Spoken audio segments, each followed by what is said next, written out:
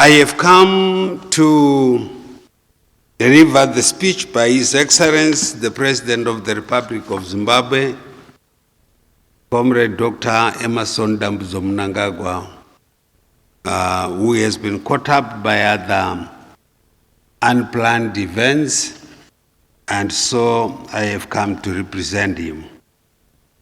So I shall, to the best of my knowledge, pass the message he wanted to give you. It gives me great pleasure to be at this high-level intergenerational dialogue on women's leadership and political participation, which is run under the theme Stimulating Intergenerational Dialogue and Solidarity Between the Generations, a Shared Responsibility. I would like to thank the chair of the African Women Leaders Network Zimbabwe chapter, Honorable Dr. Stembiso Nyoni, and the Secretariat for organizing this event, which demonstrates a clear intent of effort to creating intergenerational collaboration in decision making. I also take this opportunity to express gratitude to United Nations Women Zimbabwe and the Africa Union and the Embassy of Ireland in South Africa, who have been supporting the Africa Women Leaders Network's Zimbabwe chapter since its launch in February 2020. The fact that the African Women Leaders Network seeks to enhance the leadership of African women in bringing transformative changes focusing on peace, security, and development in the continent is commendable. It is my hope that this initiative will provide a network of diverse groups of women who are not only solution-oriented, but can work together to advance the commitments for gender equality, equity, and support each other in their work on women leadership and in the governance space. Ladies and gentlemen, intergenerational partnerships improve communication and understanding between different generations, while at the same time sustaining values in society and at the same time allowing flexibility for change. They also allow for the introduction of young women to the political arena, improving mutual understanding between generations, and provide a platform for identifying new talent among young development practitioners and politicians. This will further ensure knowledge transfer to young generations.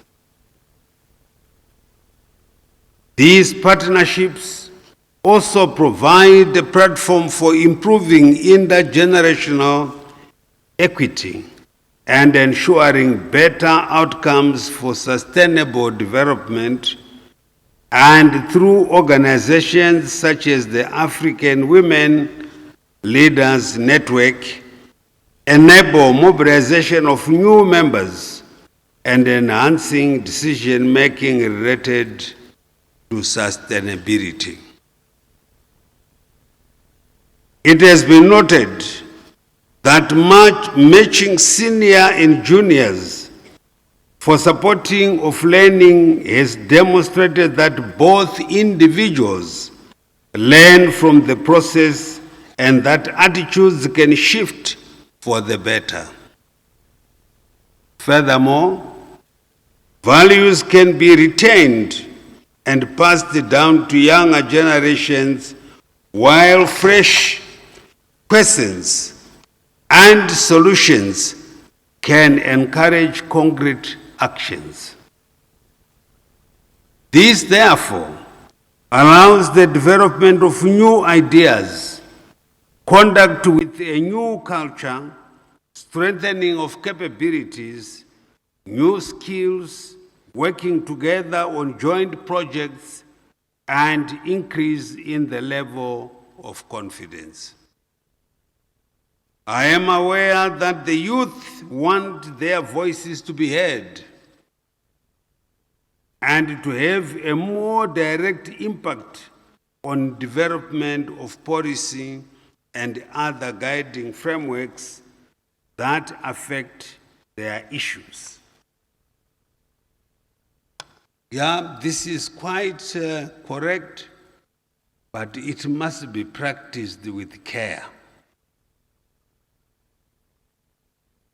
The last time, I don't know to who I was talking to, I said, there is a difference between the old when they are seated in the valley and the young is right on top of the mountain, but the old sees what the young does not see.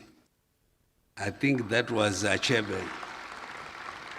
So, yes, we want the policies, we want to move that very fast, but we must always respect the older generation.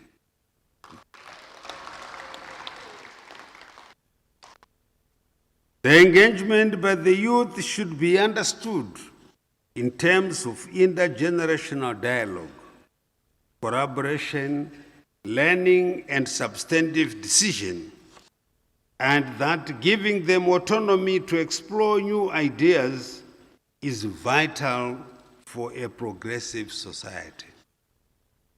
In this regard, my government has put in place various measures to promote intergenerational equity, including reserving seats for women and the youth in both parliament and local authorities.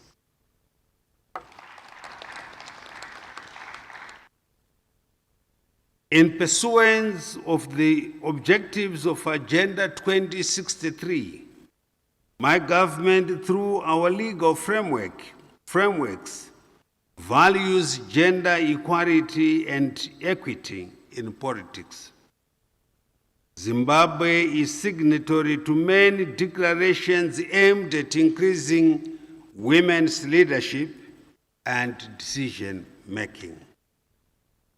Under my leadership, the Second Republic has extended provisions in the constitutions which provide a quota for 60 seats set aside for women for proportional representation in parliament. Furthermore, we have introduced the 30% women's quota at local government level.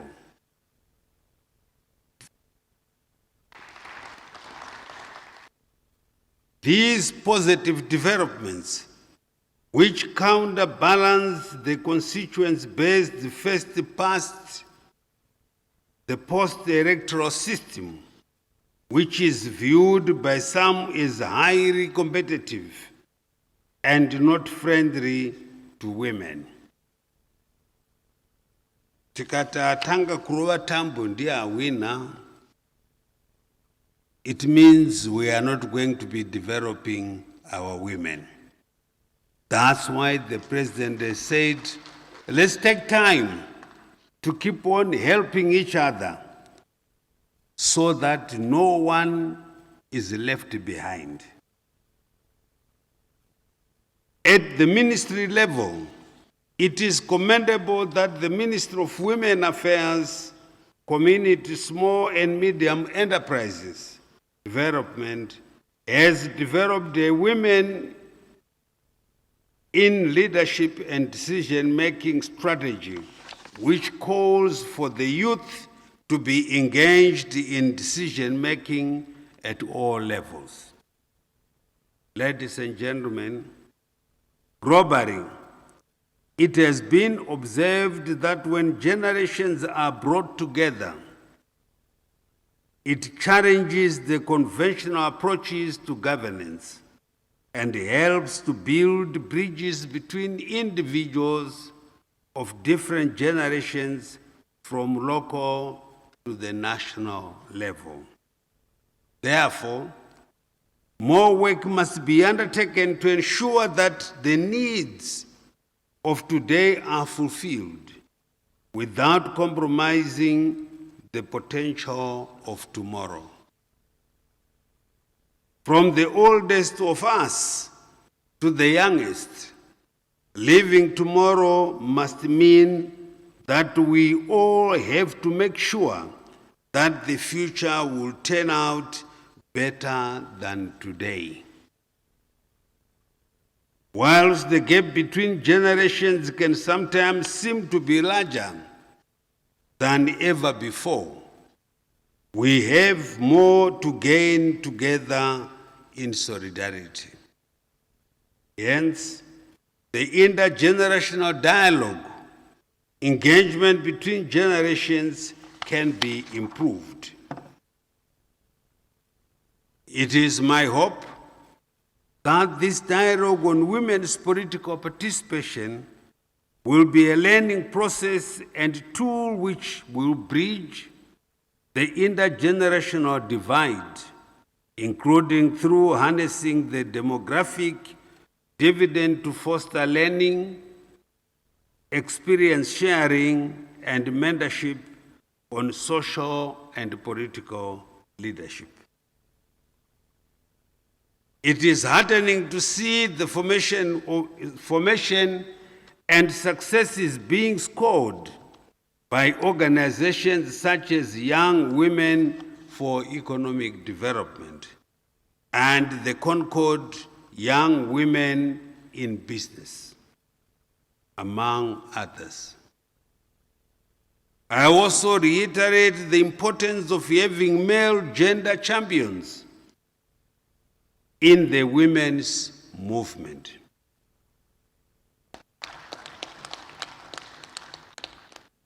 This is one of the fastest ways to change the narrative for women in all sectors.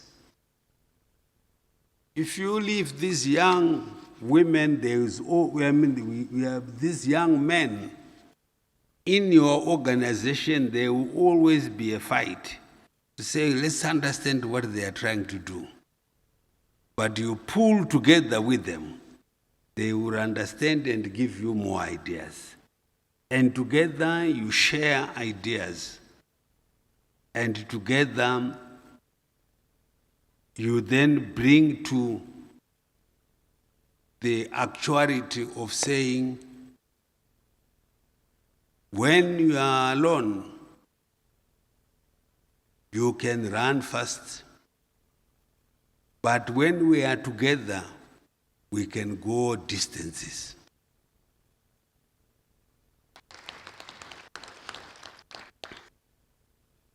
A culture of positive masculinity should be encouraged at all levels, from the male leaders to the young boy across the social strata. On its part, my government is committed to the advancement of women issues and their inclusion in governance and political processes.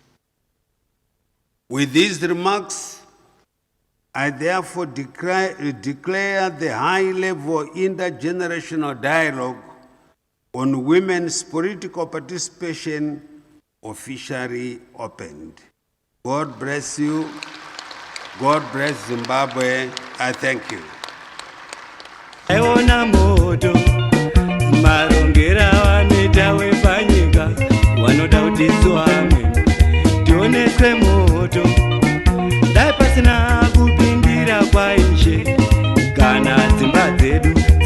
vaidziridzawo mawanzira wanoita dzimba dzavo, vanoda kuti isu vamwe tigare mumiti, dzimba 10 pamunhu mumwe chete, vanoda kuti isu vamwe tigare mumiti, dzimba 10 pamunhu mumwe chete.